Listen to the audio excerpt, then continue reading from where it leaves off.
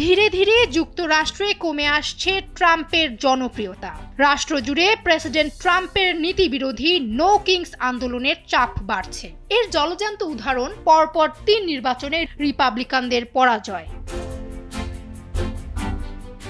মসনদে বসার 1 বছর না যেতেই শুরু হয়েছে ট্রাম্পের বিরুদ্ধে আন্দোলন। গত মাস থেকে যুক্তরাষ্ট্র জুড়ে চলছে নো কিংস আন্দোলন। ঘন ঘন এমন আন্দোলন স্পষ্ট করে দিচ্ছে নিজ দেশে ট্রাম্পের অবস্থান। অন্যদিকে বিভিন্ন নির্বাচনেও কমে আসছে রিপাবলিকানদের জনপ্রিয়তা।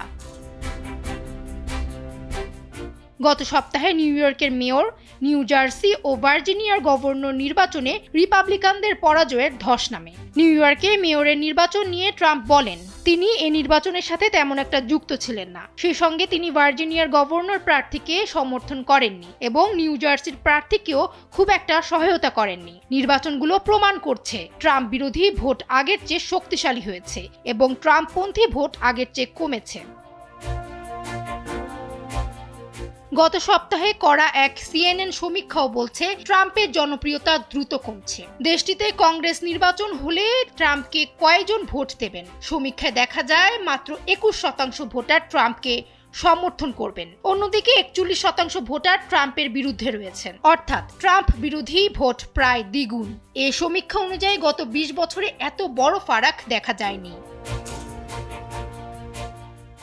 ট্রাম্প বিরোধী এমন আন্দোলনের উপর নতুন মাত্রা যোগ করেছে দেশব্যাপী শাটডাউনের কারণেই ব্যাপক ক্ষয়ক্ষতির সম্মুখীন হচ্ছে যুক্তরাষ্ট্র। এর অন্যতম সংকট হলো প্রতিদিন হাজার হাজার ফ্লাইট বাতিল হওয়া।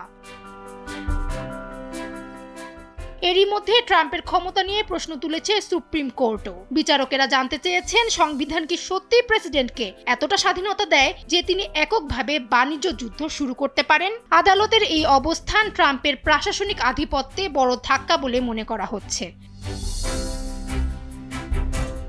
সব মিলিয়ে প্রচন্ড চাপের ওপর পড়েছে ট্রাম্প প্রশাসন।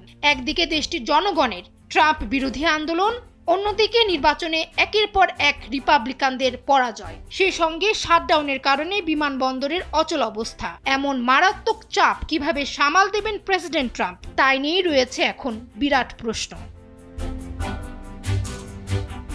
ফামিহা সুহরাওয়ার্দী, সময়ের আলো।